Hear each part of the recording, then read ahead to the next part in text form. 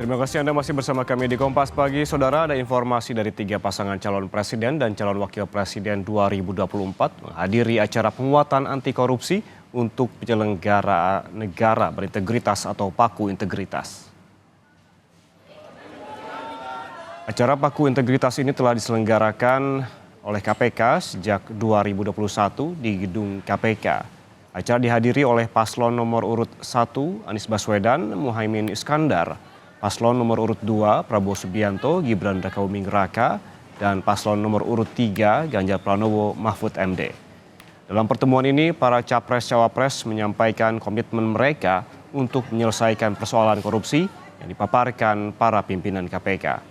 Para paslon juga menandatangani Fakta Integritas.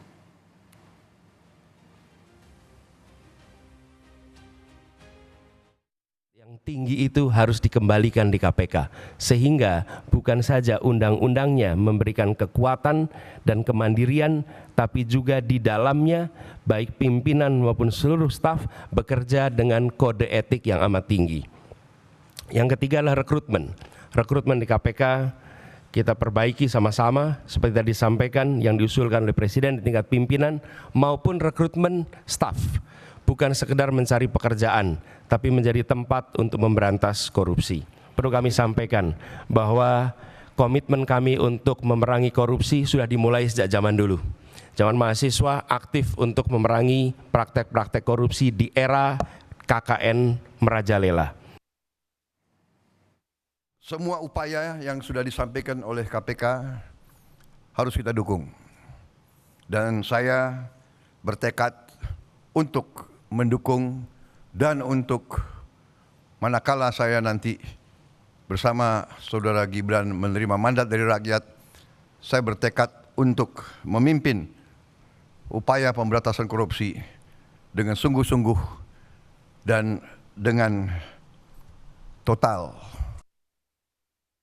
Pada saat saya bertemu dengan pengusaha, awalnya terjadi cerita atau rumors bahwa ya kalau Pak Ganjar dengan Pak Mahfud jangan-jangan ini dilibas semuanya ini. Lalu kami mengkonfirmasi kepada para pengusaha, benarkah kejadian itu, benarkah perasaan itu yang Anda rasakan? Tidak Pak. Kalau kami berusaha dan ada kepastian hukum, maka pada saat itulah sebenarnya kenyamanan kami akan terjaga. Kami hanya memberikan contoh saja, bahwa komitmen itu ditunjukkan dengan evidence base.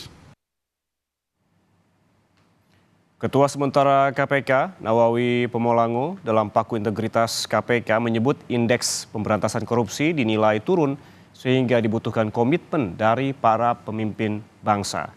Nawawi menyebut di lapangan masih marak pemberian komisi atas proyek pembangunan, praktik suap, dan pengaturan barang dan jasa hingga jual beli jabatan. KPK juga menemukan oknum yang membackingi sektor pengelolaan sumber daya yang kerap memeras dan meminta jatah proyek.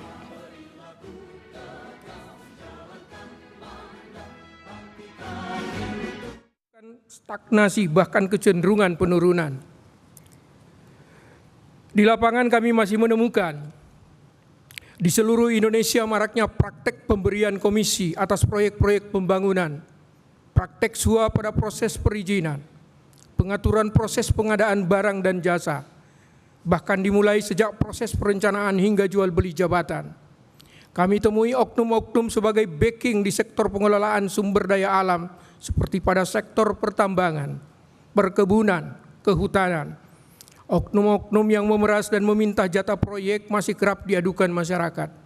Dengan kata lain, pemberantasan korupsi selama ini belum optimal dengan permasalahan utama pada implementasi.